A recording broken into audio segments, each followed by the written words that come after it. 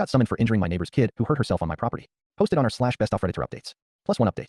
USA/California. I was served with a paper to be summoned in small claims court, and I am being sued by my neighbor for $10,000 in damages. Long story short, my neighbor's kids, around 6 years old, were playing on my front yard without my knowledge or consent, and one of them climbed onto my water fountain. I heard a loud crash, and I found out that my fountain was destroyed, and it toppled over on top of the child. I had to call 911 since the kid was bleeding badly. Now, here we are as I just got served with papers to show up at court. My neighbor is making up excuses saying I failed to secure my fountain and that it was a tragic accident waiting for it to happen. They are suing me for damages and medical bills for their child. What should I do to prepare myself? Is there any counter-argument to that, especially since it was private property and the kid should have never been climbing on my fountain in the first place? Relevant comments.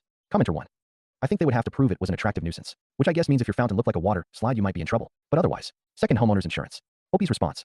Nope. It was something similar to this. Opie linked an image. I also had a recording of a video that shows the front door of my house. The kid was playing on top of my fountain for 3 minutes with no sight of the adults until it toppled over. Parents were nearby, but was not paying attention to the kids. Maybe this video would help me claim that the adults should have enough time and warning to tell their kids to not climb on top of the fountain. Commenter 2.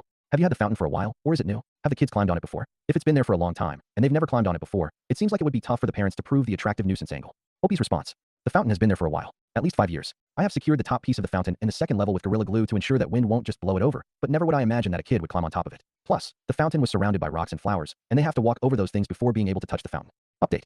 So long story short, my neighbor sued me for $10,000 in damages. I also countersued and wanted my neighbor to reimburse me for any court paperwork that I had to do, the fountain he broke, and the time I wasted. The judge concluded that I was not responsible for injuring my neighbor's kid, and that the fountain was properly secured to the best of my ability. I also showed him the video of the kid playing on top of the fountain before it fell. Judge told the parents that ultimately it was their responsibility to look after their kid, especially when the video showed over 3 minutes of the kid playing on top of the fountain before the collapse. They knew their kids were playing on the fountain, and they did not tell them to stop. Judge rewarded my request for the damages to my fountain. Now my neighbors are hating on me. Just weeks ago, my house was egged on Halloween, away from the view of the camera, and I was the only house that was egged. Very suspicious that I would be the one house that was egged and know the position of the camera unless I have shown it to them, like in court. Are there any ways to protect myself? Wired Abyss here. What are your thoughts, viewer? Please follow if you enjoyed. I never generate fake stories using AI. Never have unnecessary multiple parts. I've also started posting on YT. Check bio for more info.